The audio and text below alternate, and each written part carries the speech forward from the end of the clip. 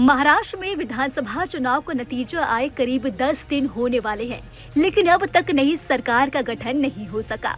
एक तरफ CM face को लेकर खींचतान जारी है, तो वही दूसरी ओर मंत्रालय के बंटवारे पर भी सहमति नहीं बनी है। महायुति सरकार में मंत्रालय बंटवारे को लेकर पेच फंसा है। दिल्ली में बैठक करके लौट आए एकनाथ शिंदे सभी कार्यक्रम रद्द कर अचानक 29 नवंबर को सतारा स्थित पृथक गांव चले गए। एक दिन बाद उनकी तबीयत बिगड़ गई। फिलहाल उनकी हालत ठीक है। वो दोपहर 2 बजे हेलीकॉप्टर से ठाणे लौट आएंगे। फडणवीस ने उन्हें फोन कर बात की है। सूत्रों की माने तो 3 दिसंबर को बीजेपी विधायक दल की बैठक होने वाली है और दिल्ली से 2 ऑब्जर्वर मुंबई आएंगे और विधायकों से चर्चा के बाद आधिकारिक रूप से सीएम फेस अनाउंस करेंगे।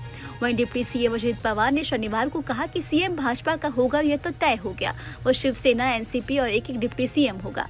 इसी बीच कांग्रेस ने सीएम पद के लिए खींचतान और एकनाथ शिंदे की नाराजगी को लेकर महायुति पर तंज कसा है। कांग्रेस ने कहा है कि एकनाथ शिंदे को अब धोखेबाजी की सजा मिल रही है। कांग्रेस नेता प्रमोद तिवारी ने कहा कि महायुति गठबंधन की कहानी राजनीतिक पतन और धोखेबाजी की है। एकनाथ शिंदे को तो धोखेबाजी की सजा मिल रही है। विश्वासघात की राजनीतिक गिरावट की कहानी है महायुति गठबंधन।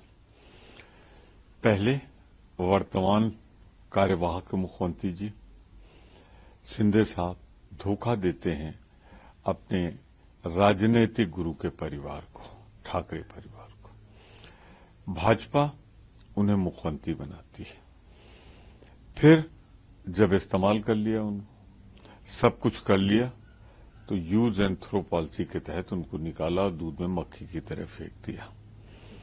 विश्वासघात किया था शिंदे साहब ने, उसकी सजा भुगत रहे। मैं तो कहता हूं कि कौन मुख्यमंत्री बनेगा, अभी तक तो यही लगता है कि भाजपा संख्या बल के आधार पर मुख्यमंत्री पद चाहती है। यही होगा अजीत पवार के साथ आगे चल के। तो भाजपा एक ऐसी पार्टी है जिसकी राजनीतिक में कहीं भी विश्वसनीयता नहीं है। वो अपनों को भी ऐसा करती है और पैराओं को भी करती है। जो कुछ हो रहा है महाराष्ट्र में, जिस तरह उभर कर सामने आ रहा है, वोट इतना पड़ा, इतने प्रतिशत पड़ा, 7-7, 8-8% का उभार, राजनीतिक भ्रष्टाचार की पराकाष्ठा हो गई है मतदान में भी भाजपा द्वारा।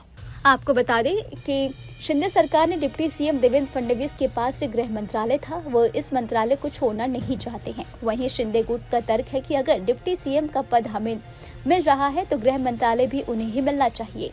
शाह के साथ बैठक में भी इसी का हल नहीं निकल पाया। पहले गृह मंत्रालय देवेंद्र फडणवीस के पास था। अब माना जा रहा है कि इस विवाद के चलते शाह की बैठक में कैबिनेट गठन पर कोई समाधान नहीं निकल सका। एक्सपर्ट्स की माने तो बीजेपी गृह मंत्री का पद भी हाथ से नहीं जाने देगी। सूत्रों के मुताबिक शाह में ये चर्चा के बाद विभागों को लेकर गठबंधन में खींचतान मची हुई है। भाजपा गृह, राजस्व, उच्च शिक्षा, कानून, ऊर्जा, ग्रामीण विकास अपने पास रखना चाहती है। उन्होंने शिवसेना को हेल्थ, शहरी विकास, सार्वजनिक कार्य, उद्योग ऑफर किया है। तो वही एनसीपी अजीत गुट को वित्त योजना, सहयोग, कृषि जैसे भाग देने की पेशकश की है। तो फिलहाल अभी तक यही मंथन चल रहा है। जैसे अभी हमने आपसे कहा कि महाराष्ट्र विधानसभा चुनाव के नतीजे आए हुए करीब 10 दिन बीत चुके हैं, लेकिन अभी तक जो है नई सरकार का गठन नहीं हो सका है। एक तरफ सीएम फेस को लेकर खींचतान जारी है, तो वहीं दूसरी ओर मंत्रालयों के बंटवारे पर भी सहमति नहीं बनी है। तो वहीं महायुति सरकार में मंत्रालय बंटवारे को लेकर जो पेच फंसा है, जिसमें दिल्ली में बैठकें करके लौट आए एकनाथ शिंदे ने सभी कार्यक्रम रद्द कर अचानक वो 29 नवंबर को अपने पृथक गांव सतारा पहुंच गए, जहां उनकी तबीयत खराब थी। डॉक्टर ने कहा कि गले में संक्रमण की वजह से उनकी तबीयत ठीक नहीं है, पर फिलहाल वो ठीक हो चुके हैं और वो 2 बजे हेलीकॉप्टर से ठाणे लौट आएंगे। और फडणवीस ने फोन पर भी उनसे बातचीत की है। अब देखते हैं कि आगे जब इनकी बैठक होती है तो उसमें क्या नया निर्णय लिया जाता है। फिलहाल इस खबर में अभी के लिए इतना ही। आपको हमारा वीडियो कैसा लगा हमें कमेंट करके आप जरूर बताएं और हमारे चैनल को सब्सक्राइब करना ना भूलें। न्यूज नेशन अब व्हाट्सएप पर खबरों की ताजा अपडेट के लिए न्यूज नेशन के इस QR कोड को स्कैन करें।